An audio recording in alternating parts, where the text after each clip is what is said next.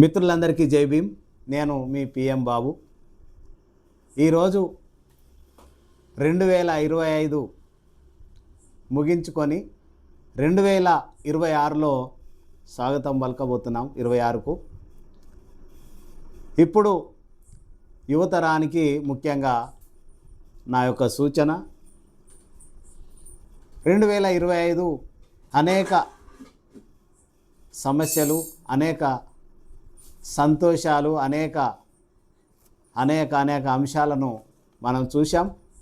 2026లో మరి ఎట్లా ఉండబోతున్నాం, ఏం చేయబోతున్నాం?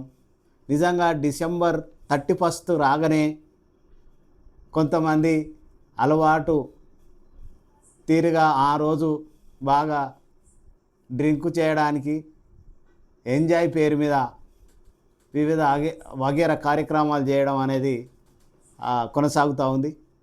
నిజంగా కూడా అది ఏమాత్రం మంచిది కాదు.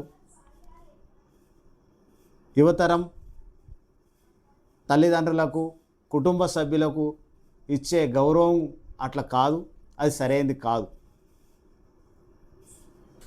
మద్యం మత్తులో చాలామంది యువకులు ప్రాణాలు కోల్పోయే పరిస్థితులు కూడా మనం చూస్తూ ఉన్నాం.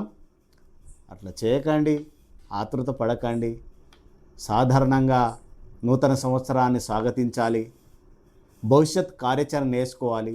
2025 వరకు మనం ఏం సాధించాం, ఎంత పురోగతిలో ఉన్నాం, వ్యక్తిగతంగా, సామాజికంగా, ఆర్థికంగా ఆలోచించాలి. ఆరోగ్యంగా 2026లో కూడా ఆరోగ్యంగా, ఆర్థికంగా భవిష్యత్ ప్రణాళిక వేసుకొని ముందుకు పోయే పరిస్థితిలో సమాజం స్వాగతించే పద్ధతిలో ఉండాలి. కానీ మత్తు సేవించి ఎంజాయ్ చేయడం పేరు మీద అవమానాలకు గురై, ఆర్థిక ఇబ్బందులకు గురై, అప్పు తెచ్చుకొని ఇవన్నీ చేయడం దేనికోసం చేస్తున్నామో పునరాలోచించి భవిష్యత్ ప్రణాళిక వేసుకొని ముందడికి పోవాలని చెప్పేసి 2026ను స్వాగతించి ముందటికి వెళ్ళాలి.